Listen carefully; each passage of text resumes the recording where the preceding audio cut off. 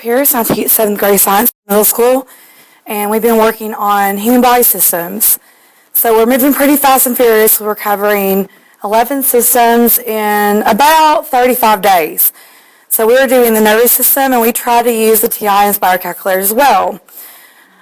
First we started with KWL about the nervous system. I wanted to know what they already knew about, what they thought, and anything that they thought they'd already learned from previous days. So that's one example there. We have made a foldable. I found some really cool stuff on Pinterest and Teachers Pay Teachers.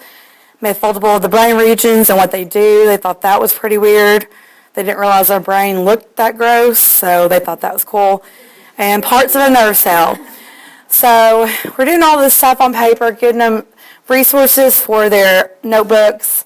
And then I pull out the calculators. And I didn't get a good picture of it, but they came in science, all the calculators, and they were all pretty bummed out. They did not want to do math and science. They were like, this is not math class, what are we doing? But when I showed them that we're not, the on the calculator screen that they were able to expand the receptors. So this is an example. They had little hot dots all over it. They had to figure out how to get to them and then click on them, and they had to record the stimulus and what the stimulus was on their paper.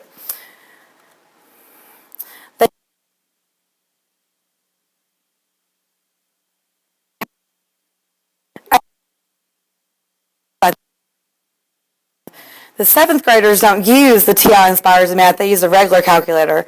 So it was a learning curve for us. But you see, I have one student over here doing a really good job teaching, and then this is the face I got for a lot of my kids for most of the day. They were kind of not know what's going on. A lot of people in that family has that face. Yeah. That's the face I get most days from him. But I thought it was pretty good. I liked it. Oh, yeah. Yeah. So these two girls had something pretty cool. The way I ran the paper, I didn't think about it too much. They had the list of the receptors and what each receptor is responsible for with your 5 senses on the back of their data table.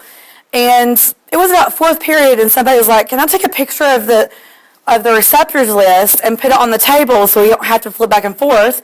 I said, sure. So they used technology to solve another problem that other people either didn't think was a problem or just dealt with. So I thought that was pretty neat that they were able to do that.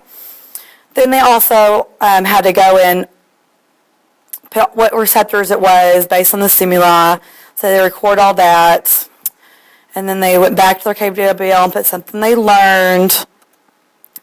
At the end, every class, by the end of class, kind of looked like these kids. They were pretty okay with it. It wasn't too scary using the calculators in science. They were glad it wasn't math-based. So they're asking to use them again, so we're going to probably try that when we get to genetics. So I say it was pretty successful overall. And that's all.